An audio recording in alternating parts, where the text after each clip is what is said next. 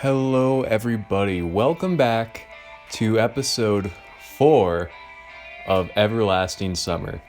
Ooh, I can tell this is going to be a spicy episode because, we met all the characters, we kind of build some rapport with them, and now it's time it's Selection Sunday here on ESPN, the Markapi Sue edition.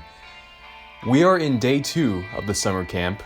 Last night we slept with the leader of the pioneers, who's like, hey, you need to respect your elders, but you can sleep here, because I think we're a kid, but that's only my assumption.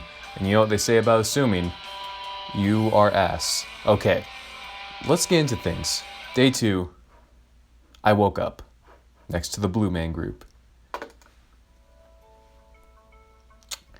Bright sunlight struck my eyes. It was almost noon. This music kind of hit me. I didn't expect it.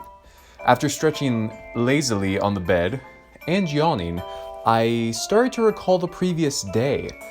In a few seconds, all its events passed before my eyes. The bus, the camp, the local inhabitants. No, that's just wrong. Not this whole situation. Not me being here. It was wrong by default. My attitude towards what was happening was wrong. Because yesterday, I fell asleep here, just like that. And before that, I chatted nicely with the local pioneers. Even managed to crack a few jokes. How could I act like that? How could I act like that in such a situation? I shouldn't be frightened, startled by every little rustling.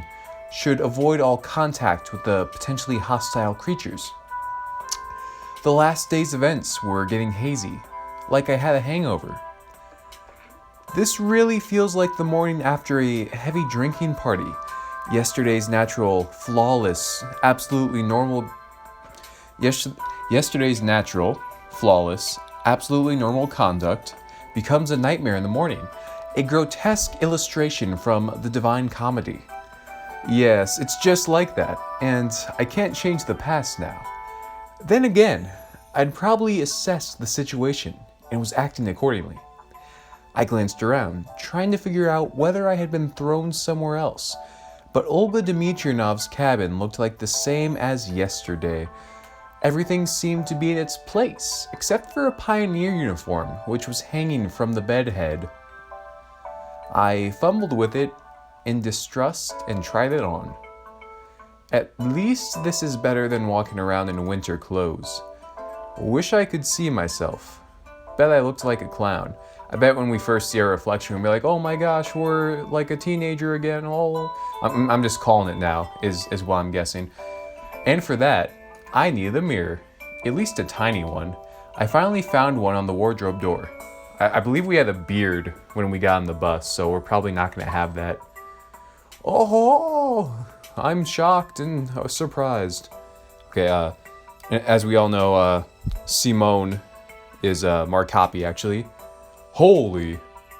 I looked at the newfound pioneer and jumped away in surprise. We look like a hentai protagonist. Our bangs are covering our eyes. We look exactly like someone who just ravishes all the females. There was some teenager on the other side of the mirror. He resembled me, but he wasn't me. Where did the weak stubble go? Where was the bags under my eyes, the slouch, the deathly fatigue on my face? It seemed that I had not been thrown back in time or into a parallel reality, but instead had simply changed bodies with someone else. Right, that's real simple. Such things happen every day. I took a closer look at this stranger, and only then I realized that it actually was me. It just wasn't today's me. Maybe the one from between my school and university years. Well, at least that's something. There you go. The person in an extreme situation did fail to notice the elephant in the room after all. But the camp leader noticed it, and last night she told me off for addressing her without proper respect. Screw that. I doubt my appearance affects anything else. If the clock was not lying, breakfast was long over. Oh well, I'll try to find something in the canteen. It worked out well yesterday with Slavia, didn't it? Those memories made me smile involuntarily. Oh, I think we still have the keys from last night as well, so we can just open it up, make ourselves some porridge or whatnot, whatever the Russians eat for breakfast. There's something in my eye, and I'm not having a good time. Oh my gosh. Pray for my copy. Okay, I can barely see. The sun was shining brightly outside. A light breeze was blowing. A beautiful summer day. I had not felt so good in the morning for several years. All problems were gone, vanished into clouds that were white as snow. Olga Dmitrievna came out of nowhere with her massive hat. Ahem. And her voice goes like this. Good morning, Markapi. Morning. I smiled, doing my best to show that, no matter what, my morning was indeed good. You only arrived yesterday, so I decided not to wake you up. But breakfast... Never mind. Here, take this. She handed me something wrapped in paper. Judging by the oily stains, there had to be sandwiches inside. Oh, thank you. Now, go wash yourself. Your foreskin is sick. I added that last part, by the way. I was about to leave, because I think most Europeans aren't circumcised. Correct me if I'm wrong if you're European and you are circumcised in the comment section below. I was about to leave. Wait a second. Olga Dmitrievna quickly ran into the house and came out to shove a small bag into my hands. It was probably a bag of cum made by B. Ross 1 on YouTube. He was known for bagging his cum and giving it to his allies in time of need. Inside it, I found a toothbrush, soap, a small towel, and something else. I did not look too closely. It was probably cum. A pioneer should always be clean and tidy. Let me do your neckerchief properly for the first time. Yours is askew. You should do it yourself once you learn how to. Do we have to? I am going to wash myself now. Yeah, right. It could get hooked on the tap and strangle me. Fine. Later then. And don't forget about the lineup. Pencils, paper, drawing lines. You don't forget such things. What lineup? What do you mean, what lineup? Every time she puts her hands on her hips and leans forward, those milkers just get exposed. And you just see those two little wrinkles right here. Like, this is Melker Central, boys. This is a great game. She frowned. It's Monday today. Weird. By my approximation, it should have been Sunday. Then again, a shift in the day of the week is hardly the worst thing. Usually we have lineups early in the morning before breakfast, but it's Monday today, so we are having it at 12 o'clock. Don't be late. All right, but where? At the square. Where else? There was no reason to argue. I headed to the bathing place. Outdoor showers? I hope it's co-ed. I can only hope. I knew I could forget about separate showers and toilet, but at the sight of this malfunctioning symptom of decaying socialism, a funny turtle with a tin shell, paw taps, and a ceramic belly, I felt sick. I was not a squeamish person, but nevertheless, standing there, I realized that there was still some minimal level of habitual comfort which I found it troublesome to do without. It's often like that. When you lose things that you thought were ordinary and common, you suddenly understand just how essential they were. Screw this, as if I have any choice. The water was ice cold. While washing my hands was not an issue, washing my face and mouth became a big problem. Who washes their mouth? Do people put soap in their mouth? Maybe it's a Russian thing. I don't know. There was no toothpaste in the bag which Olga Dmitrievna gave me. Is that what they call brushing their teeth? Washing their mouth? I mean, it makes sense. You are cleaning it, I guess. I don't know. I could brush my teeth without it, but there was a small round box wrapped in the towel. Tooth powder. Cute. 1 point for me being somewhere in the past. I washed myself quite quickly, also due to the ice cold water. Someone was coming quickly, or more like running towards me. I turned around. It was Slavia, dressed in a tracksuit. This girl probably would look good in anything. Pioneer uniform, bikini, probably even a spacesuit. Hey there. Ohio. I mean, what's up? Good morning. Yeah. Oh yeah, real smooth. Why didn't you come before breakfast? I overslept. I said it as if I was proud about it. But Olga Dmitrinov gave me some sandwiches. Oh great then. Don't forget about the lineup. Yeah, sure. As if I could forget. Right, I gotta run. Enjoy yourself. She waved goodbye to me and disappeared around the path's bend. Looks like a couple of minutes until the lineup. I should quickly pass by my home to drop off my washing bag and eat the sandwiches, and then head to the square. I swung open the door of the camp leader's cabin and rushed inside, as if jumping into the last car of a departing train. It didn't turn out to be the best idea, because inside I found Olga Dmitrinov, who was changing. I froze on the spot, trying not to breathe. Finally, the camp leader noticed me.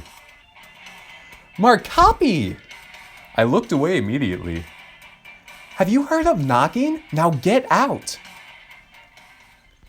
That was the day I became a man. Yeah, that was real clumsy. Although I did enjoy the sight. Olga Dmitrinov followed me out in a minute. Here, take this. Now it's your home too. She handed me a key. I put it in my pocket. Home. Of course, if you disregard how fantastical the current events were, this camp was far from being the worst place on earth. But to call it home, just after 1 day spent here, I doubt I'll ever be able to do so. All right, let's go. We're late. But what about the sandwiches? Just eat them on the way. We were passing along the lines of the pioneers' cabins while I was tucking into the ham sandwiches, and Olga Dmitrinov kept on talking and talking. Little wah-wah break. Fantastic, hydrating. Perfect. She was buzzing like a game of Operation with Parkinson's. That's very descriptive.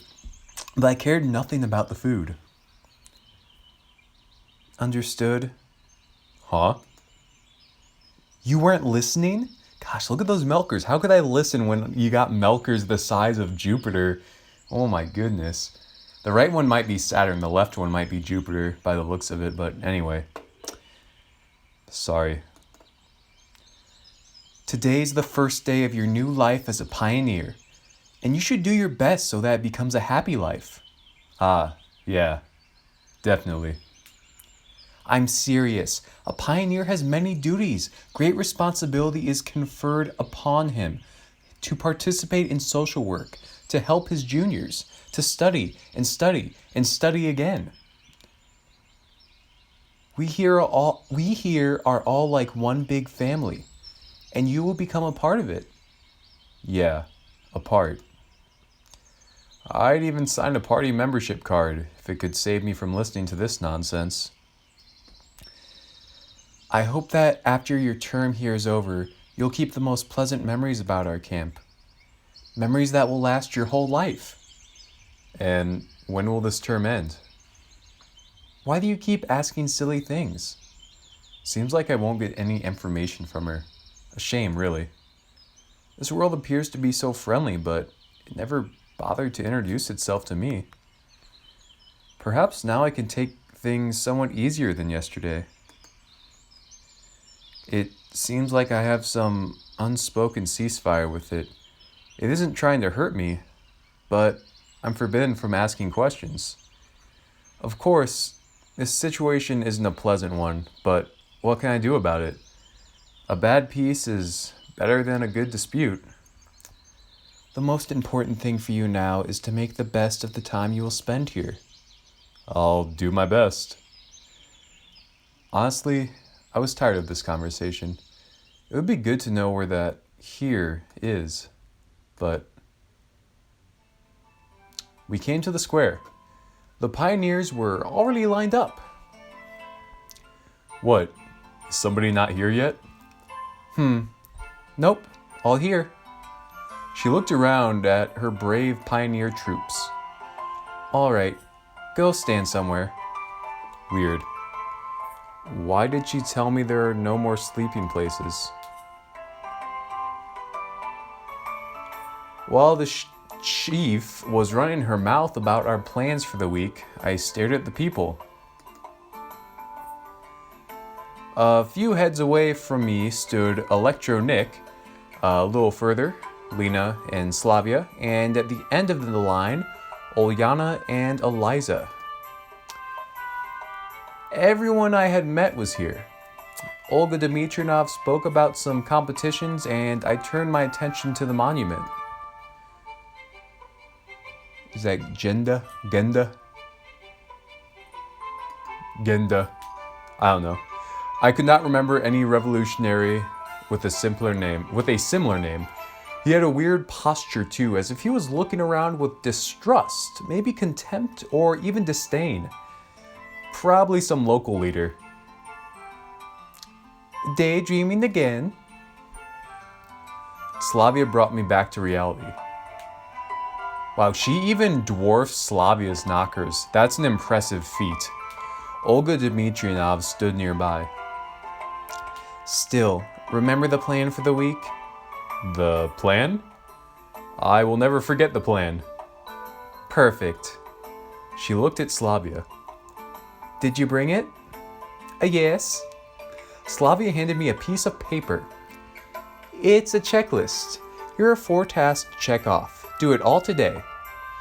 Before you start, sign up for a club. There are some clubs in the clubhouse and a music club in the separate building. Then visit the infirmary. And finally, visit the library. Got it? Yes. The checklist seemed like a good chance to find out something, since I had to get to places I hadn't been before. Then, come on, start right now.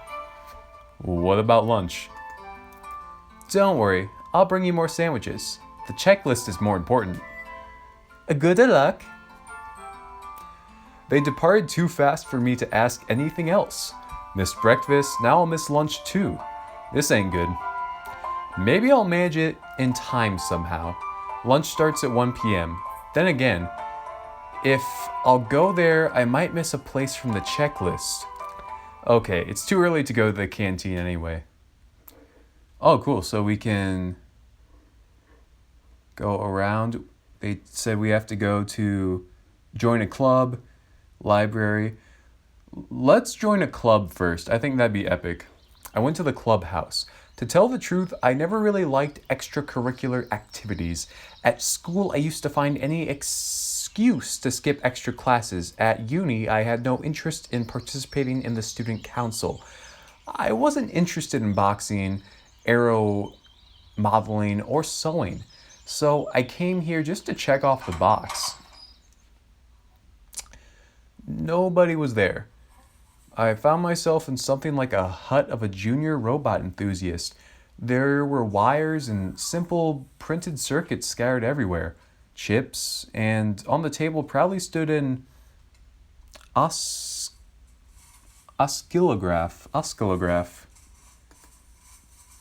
Okay. I heard voices from another room, and then 2 pioneers appeared. Guys. Gross. Where's the women?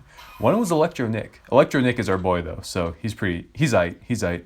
The other one I didn't know. I think his voice was just kind of like I forget what I did. It was like a Captain Hindsight sort of thing. Hi, Markapi. We've been expecting you. It seems as he knows everything about everyone. Why were you expecting me? Well, of course, because you came to sign up for our cybernetics club, didn't you? He didn't let me answer. And this is... Shurik. Shurik! He's in charge here. I assume there's only two of you in the Oh, that's my voice. I assume there's only two of you in the club. Well, you can say it's 3 now. Shurik came up at me and assertively offered his hand. His face was somewhat familiar. Okay, his voice is... Welcome to the club. Now, I don't know, man. I don't have, like, different guy voices, I guess. I'm more of a ladies man myself. I'm a lady man. I got a boy pussy. My boys love my boy pussy. I don't know what to do for his voice. Welcome to the club. Okay, that's it. Yep. Now, I'll show you around. Make yourself at home. I just gave him that voice because he has glasses, so I figured he'd be like a nerd, but he actually kind of looks like a Chad. Guys, I just want to... We're always welcoming new members. He said it in such a way that the anthem of the Soviet Union suddenly started playing in my head. It's amazing. I even remembered the words. In the first grade, I had a textbook with the lyrics in the back. No, I just wanted you to sign my checklist. Yep, you sign up to the club, we'll sign your checklist. He grinned. I was getting ready for a long and boring argument, but I heard someone enter. I looked back and saw Slavia. Markapi, I hope they're not giving you any trouble. She narrowed her eyes, looking at the future of the motherland's robotic industry. I know these two, they can. Well, actually, I just need to get my checklist signed. I decided to take advantage of the situation. No problem. Give it to me. Slavia took the paper and marched up to Shurik. Assign it. Hold on, we're not done yet. You're done. Assign it now. Alright, I think Slavia is probably in first place. I think she overtook the tsundere, Eliza, just because she's on our side so much. Like, she's assertive, she's helping us out, and she's pretty cute. So I think she's gonna be she's our first place girl right now. Just throwing that out there. She gave Shurik such a threatening look that made him lose every possible erection, every possible objection. Sorry, misspoke. He wrote some squiggles on the checklist. I thanked Slavia, then I moved on in a mellow mood. Alright, so we are in the club, music club, infirmary. Let's go to the library. Let's go for a walk. I like books. Actually, I love reading, but spending my days in the library under the current circumstances was well beyond my scope. So I better hurry up with this checkpoint.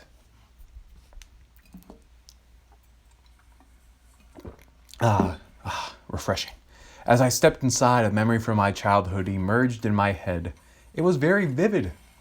I'm 7 or 8 years old, at the library with my mama.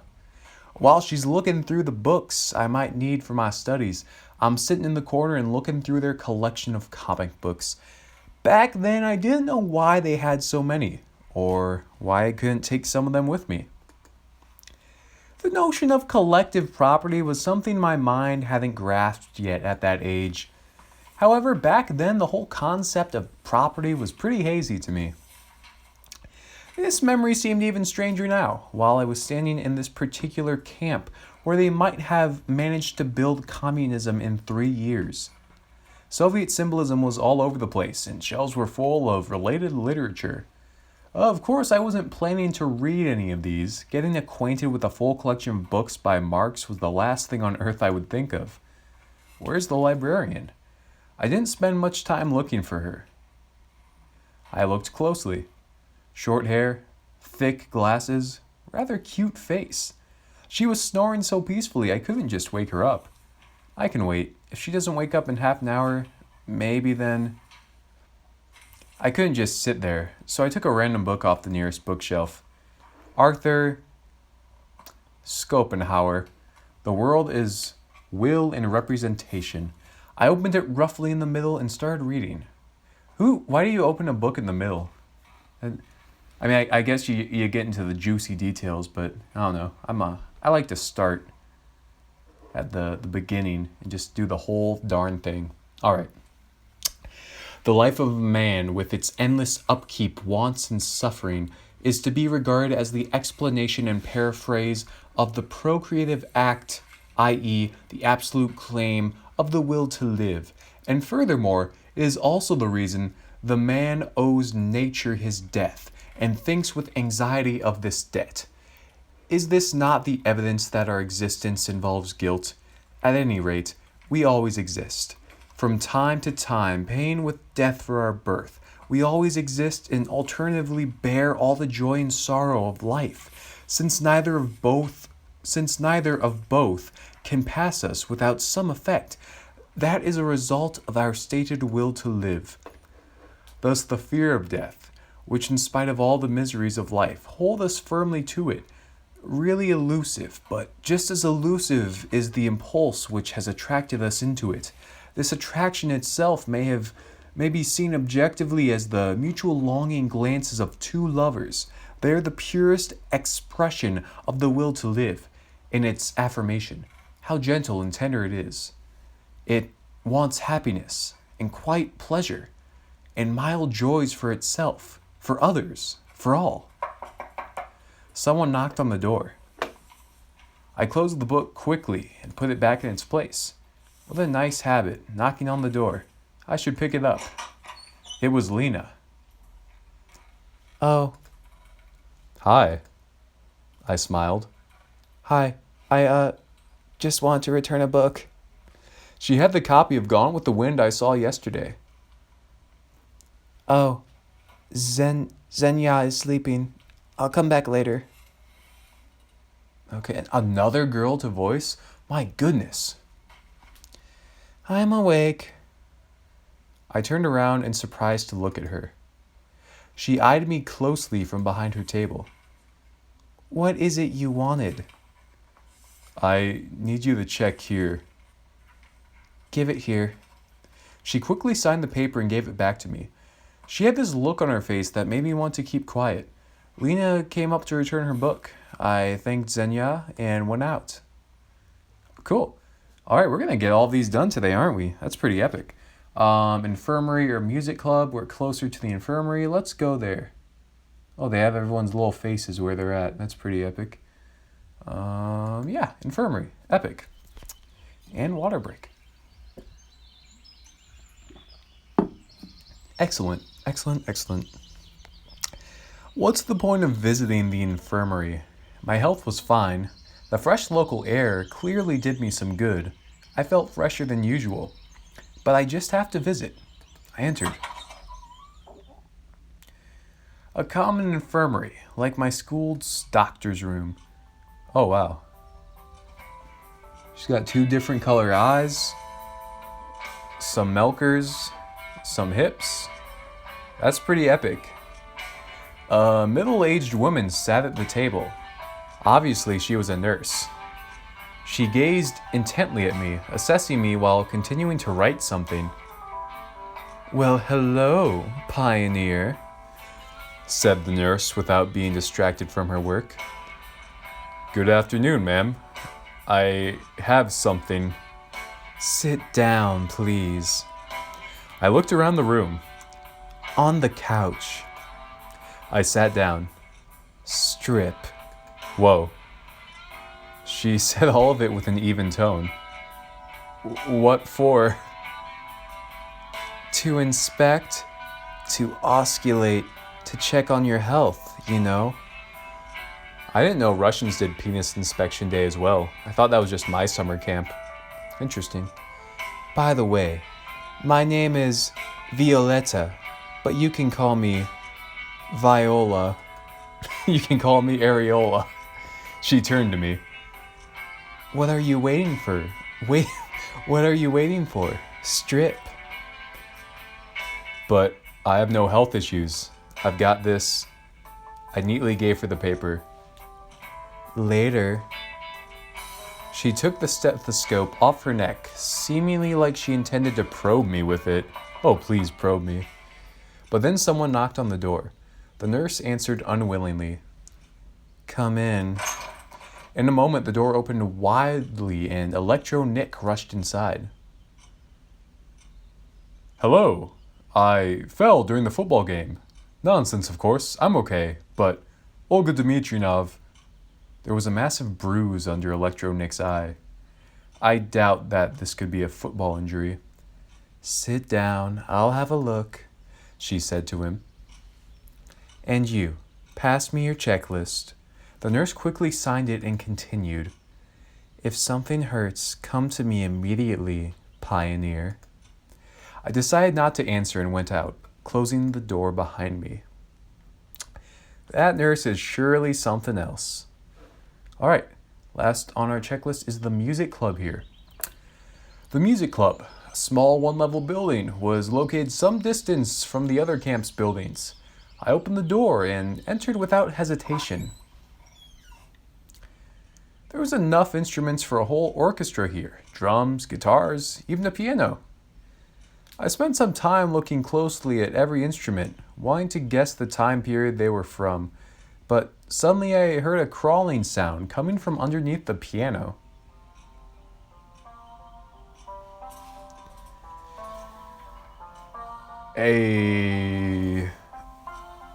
Alright, this is epic. Blue-haired anime girl who's into music. I don't know, it just reminds me of someone. I just can't think of her name. Who on earth could this blue-haired Japanese pop star be? I don't know. I just have no idea. A girl. Seems like she was looking for something. She was standing on all fours in such a suggestive pose that I hesitated to speak at first. Excuse me. Ah! Who's there?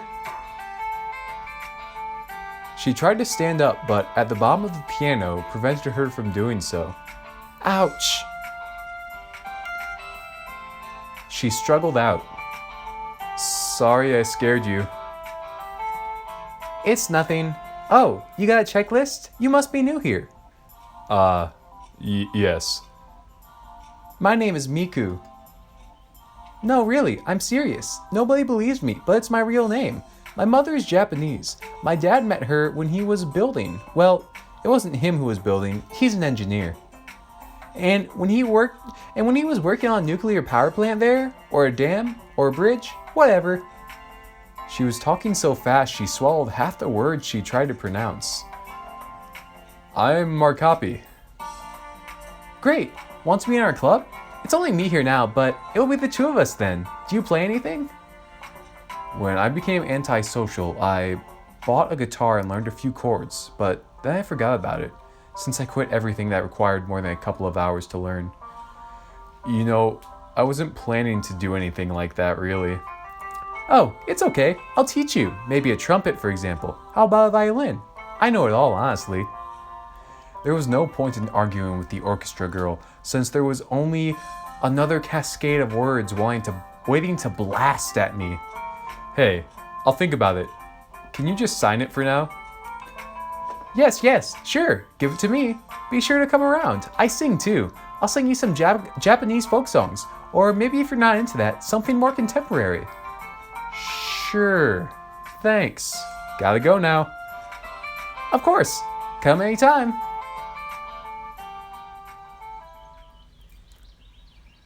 Nice. The end of her sentence stayed inside. It might be nice to hang around with a guitar in the evening, but in such company... Hey, a little tsundere action. I turned to leave and came face to face with Eliza. She eyed me suspiciously. Why did you come? Well, madam, it was a natural reaction. The checklist. Got it signed? Yes. Then move it. Eliza went inside, and I hurried to leave the place. Finally, I got all the signatures. Now I had to go back to Olga Dmitrinov and give it to her. She was sitting in front of her cabin, reading a book. like a nerd. Doesn't look like a good role model for the perfect pioneer that she was planning to turn me into. I wonder if her responsibilities extended beyond giving fiery speeches at the lineup, scolding Oleana, and getting involved into my moral, physical, and ideological growth. Here. I offered her my checklist. She placed it in her pocket without even looking at the signatures. Great. I could have signed it myself without going anywhere. Perfect. So, did you meet our nurse? Yes. For some reason, her question sent shivers down my spine. Which club have you signed up for? I didn't. I need to think first. That's a pity. It's vital for you to sign in somewhere tomorrow. Of course. Sure. Right. It's time to go to dinner. About time. I was getting hungry. We'll go a little bit longer. Just a little bit. I headed to the canteen together with Olga Dmitrinov. I looked at the sky and noticed that the sun was already setting. On the porch stood Eliza, Electro Nick, Oleana, and Slavia. As we came up, I heard what they were talking about. And never call me Diva Che again, or you'll get another one. I didn't call you that. You're hearing things. He did. I heard it all. You weren't even there. I was. In the bushes. Come on, you guys, stop it. So it wasn't a football injury Electro Nick suffered earlier today. The nurse did a good job. I couldn't even see his black eye. Olga Dmitrinov came up to them and asked about the ruckus. What happened? Eliza and Chiasakov. I didn't do anything. She shrugged with antipathy, and went inside. Antipathy is a word. Right. Right. Dinner time. I entered last. There weren't too many free seats. There were few free chairs near Eliza, across the canteen, but I'd sooner starve for a week or two than risk my head near her. There was also a seat near Oleana, but I'm not into traditional Chinese whatever crawls cuisine. Finally, a free chair near Miku. Looks like I'll have to pick my poison. You mind if I sit here? Oh yeah, sure. No, I don't mind. Yes, you can sit here. I sat down. Look, it's buckwheat today. Do you like buckwheat? And chicken. I don't like chicken. Well, not that I don't like it. Fuck. I messed up. I hit the scroll wheel. Not a big deal. We're back to where we were. But if you ask me, what would I But if you'd ask me, what would I prefer, say, stroganoff, beef, or ragu? No, maybe just a hamburger or a rump steak. Do you like rump steak? I'm not that picky about my food. That's the simple truth. Oh, is that so? But the desserts, they aren't really good here. I like ice cream. Do you like ice cream? I just love 48 Kopecks and Leningradsko. Oh, sorry. I keep talking about myself. Those are ice cream brands popular in the late Soviet Union, if you were wondering. Maybe you like Eskimo better. Dinner was starting to get on my nerves, thanks to such company. And I'm not the kind of person that can just ignore someone who's talking to them. Even her. We're at the same table after all.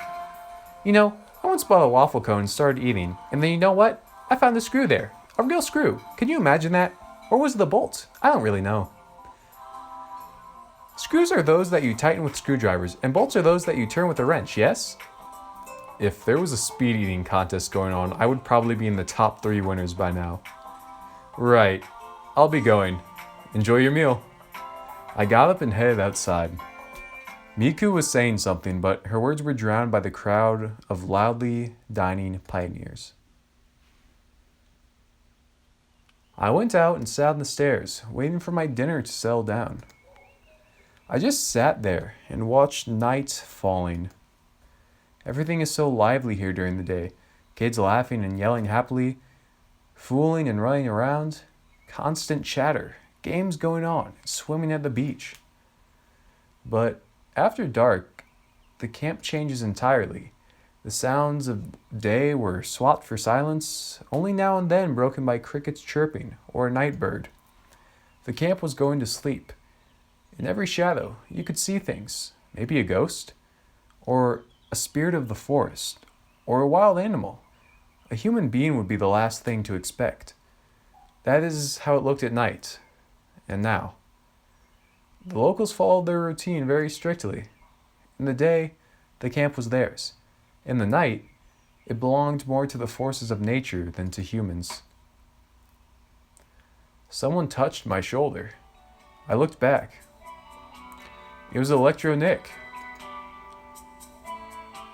Let's go play cards. Cards? Yep, I invented a new game. A good one. Good? Like how? Well, first we go find the cards. Then I'll tell you. Then go find them. What's the problem? Only Olga Dmitrievna has them, and she won't give them to me. Why so? Well, the last time when Olga Dmitrievna and Slavia came out onto the porch. Olga Dmitrievna! Markapi just wanted to ask you about the possibility of getting playing cards. Actually... For what purpose? We invented a new game! Not we. You did. What game? I need the cards to show you. I don't like this. Well, if Markapi is with you, then perhaps it's okay. To be really honest... Well, let's go fetch them together, Olga Dmitrievna. Go get the cards with Slavia or go alone. Obviously, I'm going to go with Slavia. That's not even a question. If you don't mind. Sure, let's go. We headed towards my cabin. Roughly halfway there, Slavia stopped. Hey, I just remembered, the cards are in my cabin. Good timing. And where's that? It's just down the road. Let's go. We reached a cabin that in fact looked more like a trailer. Just wait to hear a minute, I'll be back. It took her a few seconds to come back. There. She showed me a deck of pretty worn out cards. These must be marked in and out. That's unsportsmanlike. What happened to fair play? Tell me about it. It's hard to cheat when you don't know the rules. Shall we go? Let's go. On our way back, I decided to try and find out about something. How long have you been here? In this camp, about a week. I see. And where did you come from? I'm from the north. That is? The cold north. She looked at me and smiled. Looked like nobody in this camp is inclined to answer even the most innocent of questions. I tried to approach from another angle. And what do you like? What do you mean? Well, your hobbies. Oh, I like the nature. Strange. She's not very talkative today for some reason. Nature. I see. Want to become a natural historian? More like a normal historian. I was always interested in our nation's history. That would suit her well indeed. It appeared that among all the locals, she was the only one who had nothing to hide. What if she came here just like me and simply could not trust anyone enough to tell? I tried testing the waters. And why did you choose this camp? I didn't. My parents got a voucher for me from their work. Another failure. Well, if you could choose... It's nice here. I don't think I would choose some other place if I could. Here it's like you are becoming another person. That wasn't how I saw it. What do you mean, another person? Oh man, her voice is actually kind of hard to do. It hurts my vocal cords. It suggests that there's so many possibilities. You can learn so much, meet so many new and interesting people here. Now she started to sound like our chief, which raised a red flag for me. I decided to stop with the questions for now. When we came back, Olga Dmitrievna told Slavia, I just remembered the cards were at your place. It's okay, we got it. Good. Slavia and Olga Dmitrievna went inside. I was going to follow, but someone grabbed my hand. Eliza. Her gaze sent a shiver down my spine, not a nice one. You want something? I asked carefully. You're going to play this stupid game? Yes. Something wrong with that? Nope, nothing. She was turning to leave, but then slowly looked back and smiled. So, you play cards? A little. I couldn't figure out what she wanted. So, only Durak, and that's it? That's a card game popular in the USSR, similar to President. I don't know either of those card games. As if you're a poker star. Well, yes, technically. Then you don't have a chance. Why? Because. So you know the rules? Of course. Well, then you'll have the upper hand. I couldn't see why we would go on talking and motion towards the door. Why do you keep trying to leave, Baka? Is there anything else you'd like to talk about? Let's make a bet. What do you mean? You're such a slowpoke. The cards, what else? And what do you want to bet on? That I'll win. That's quite a possible outcome. I agreed calmly. So, are you afraid? No, I'm not. I'm not big on bets when I don't like my chances. And you're not big on taking risk, too. Such an astute observation. I'm impressed. Right, then No, you're not.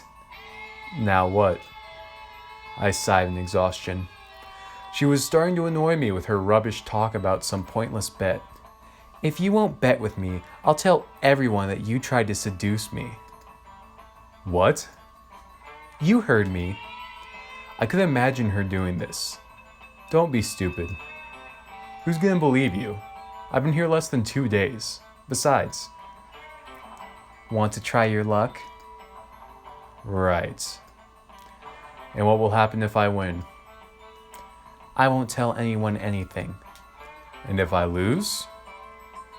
Slowpoke mode again? I'll tell everyone you tried to seduce me. I told you already.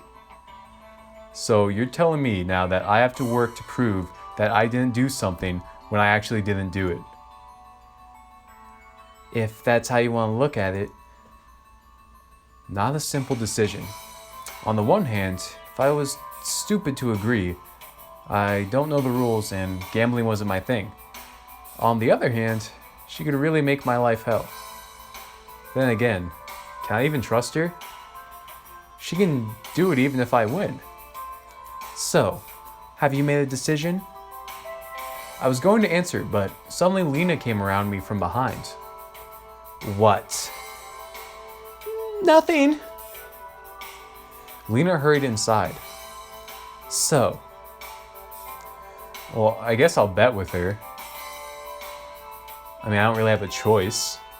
I may regret it 100 times. Fine, I'll do it. She smiled. But if I win... Yeah, all fair, no cheating. Eliza turned, went upstairs and inside the canteen. Why am I doing this? Because she can set me up regardless if she wants to, since she decided to anyway. I let out a heavy sigh and followed her through the door. Inside, everything was ready. A few pioneers stood here and there chatting. The tables were moved out of the way to make room for players and spectators. I'm going to call it an episode there. This seems like a really good place to start, Because on the next episode, I'll get into the card game. I'll win. I'll make Eliza part of my harem. So that'll be pretty epic when that happens in the next episode tomorrow. So, thank you for watching this episode. Thank you for already liking the video as soon as you started watching. That was pretty epic of you. I know, I saw. I didn't want to say anything till the end, but you're pretty epic. Have some chalky milk. All right. Love you. Thanks for watching. Please comment, subscribe. I know you already liked. And as always, help me find a girlfriend. And bye-bye.